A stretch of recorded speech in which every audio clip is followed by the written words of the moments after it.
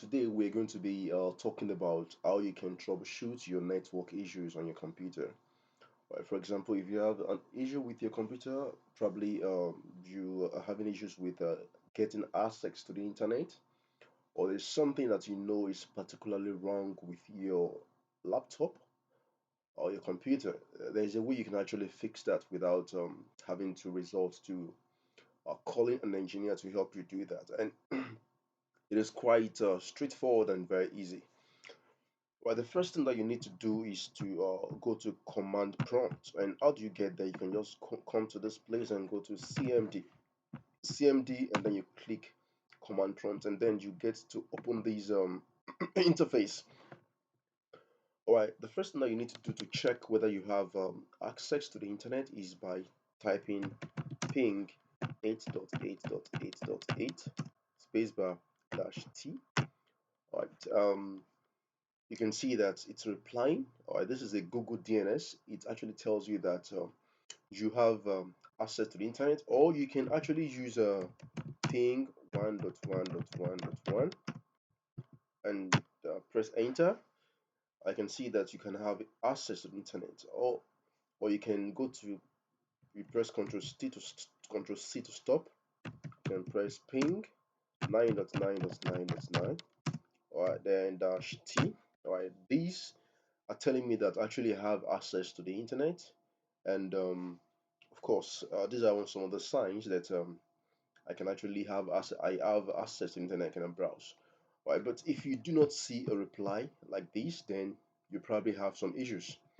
And the first thing that you need to do, all right, to solve the issues with these problems with the internet, the first thing that you need to do is first to restart the computer. All right, you can restart the computer, and that can actually fix the problem. As simple as restarting computer is actually a very powerful step into diagnosing and fixing computer issues, especially when it comes to internet accessibility. All right. It's probably sometimes you can discover that the system might be having what you call IP conflict. All right. You can actually have IP conflict with the computer, meaning that your computer and probably some other network devices might actually be having the same IP. And the only way you can do that, one of the ways by which can you do that is to what is to restart your computer. And if you don't want to do that, you can use IP config /release. All right, these can actually help you to release the IP, or you can say IP config /renew. All right, this can also help you to what to free if you have problems with the if you have problems with your computer having IP conflict. This can actually help you to renew them or to release the IP addresses, and you can actually also restart your computer so that your computer will be able to acquire another IP address and your system will start browsing.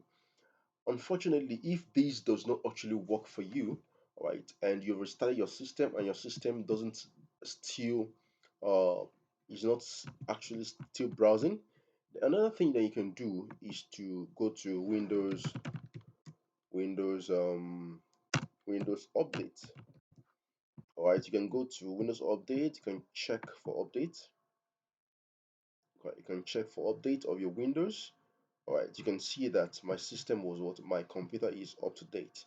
So you can go click on check for update to see if there is actually possibly some update. All right, and then but sometimes you might actually see that there might be some updates here that is needed for your system. All right, updating the system, updating Windows can sometimes can actually fix the problems uh with your with your internet. And if that is actually done, then good. But if that does not actually work as well, all right, there are some other steps by which you can take to fix your systems. Or another way by which you can do that is to go to device manager. When you go to device manager, you can see it here. You click on device manager, and then you're going to have a device manager dialog box open for you.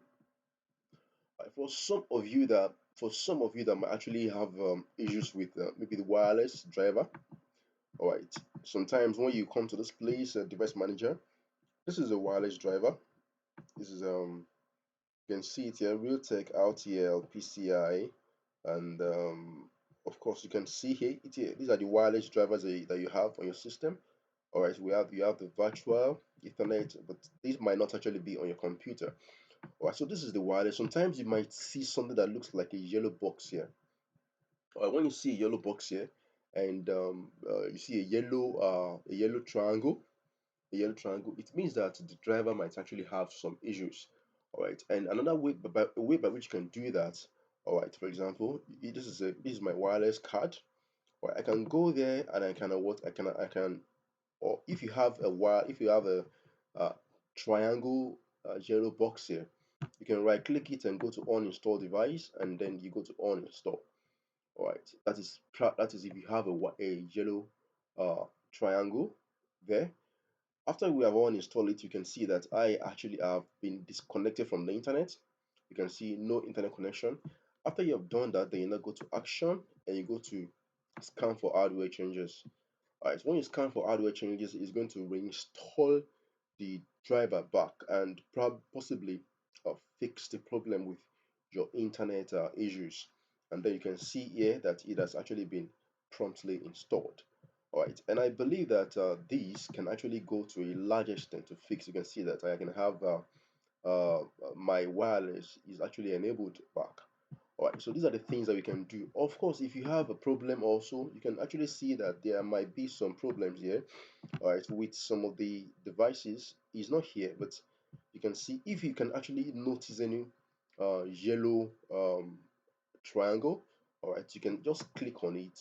Alright, you click on it and then uninstall the devices. And when you do the uninstalling of the devices, then you go to action and you go to scan for hardware changes. So doing that can actually help you to fix your network problem. All right, there are other ways by which you can also fix your network problem. For example, if you have a manually assigned IP address on your computer, all right, and you are browsing with a DHCP service. A DHCP service is probably maybe you have a wireless radio that is supplying you with internet close to you, and somehow you have a manual IP address assigned to your computer. How do you do that? You can just go to this place and go to control panel. Let's hit control panel right now. Now control panel is actually open to me right now, so I can actually I can go to network and sharing center, and then I will go to change adapter settings. All right, then when I go to change adapter settings, I can see here that I have is my Wi-Fi. All right, you can go to Wi-Fi and go to properties. All right, and go to uh, this place. Sometimes you might have display selector, which is uh, use the following IP address. You can have 192.168.1.5. All right, and then you can have another IP address here, and then you can now see, okay, now if you have an IP address assigned already to your system, all right, you discover that you will not be able to browse.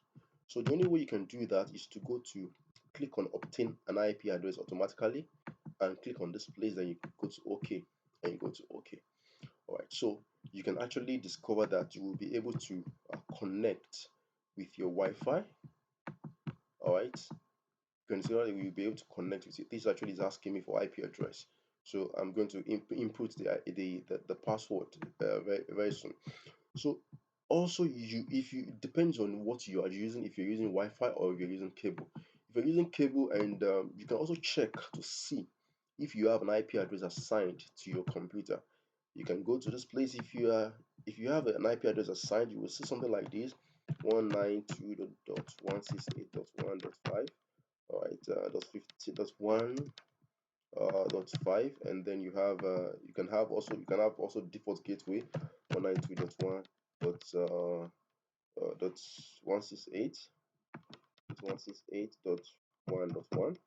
All right, and then you can have something like 8.8.8.8, and you can have 8.8.4.4. And you can say okay, And okay, now it's possible probably that you have an IP address already assigned manually to your computer. If you connect it with if you connect it with a gateway that is actually transmitting internet to you, you might discover that you will not be able to browse. So the only way you can do that to eliminate the IP address is to what is to uh, let the DHCP assign IP address to your computer. In that way, you will be able to browse. So these are a few ways by which you can use to fix your systems that have issues with the network. And another way by which is actually probably still probably the last way, if you have if you probably have issues with your if you have issues with the driver, all right, then you can go to you can going to where we stopped. You go to hp.com/support. Okay, so let's try it again. hp.com/support. Right. So we are here. Okay, and what I'm going to do is that you're going to check. You're gonna check your laptop or your computer or your whatever device you're using. All right, and if it's the printer, you can go to printer. There's a laptop. This is a desktop. Or you can type your computer name now. You can enter your serial number, product name, and the product informations. All right, select the. You can type it here. Let's say you have a HP Jet. Let's say you have these. All right, let's use these for example. Okay, and you want to download the driver for this particular printer. All right, so you can just wait for it to search for the driver for the printer, and then it is actually finished searching. Then you can see here, you can see the software and drivers here. You just click on software and drivers, right? And in your case, it could be the laptop, right? So you have to check the right the type the password, the name of the name of the laptop there. Now you can see here, this is HP Jet uh, managed the blah blah blah software solutions. The version, the file size, and the release date is 2021. So you can download this driver here. All right. If you have a problems with your printer, all right, and if it is your laptop, of course, you have to put the name of the laptop there. So it could be HP 15 Pro, whatever. It's actually going to be somewhere around at the back of your laptop or in the front, depends on where they write it down. So you type it there and then you click on download. All right, you download it. These are the basic drivers. All right, this is a 10. This is, I think this is actually okay because this one is 76.8 MB. It contains a lot of drivers. All right, so you download it, and when you download it, then you install it on your computer. And when you install it on your computer, you discover that it's going to start working with your computer. So it depends on what versions of laptops or printers. If it is Dell, I think it's dell.com/support as well. All right, depends on the kind of the particular. It's actually the same thing that you're going to do. So if it is the Dell laptop, just type the name of the Dell or the product that you're looking for, and and or you can actually ask the machine to detect this PC. All right, it's going to detect this PC, but no, like I said, this is not a Dell laptop. I'm using an HP laptop, so it's not probably going to be able to detect it.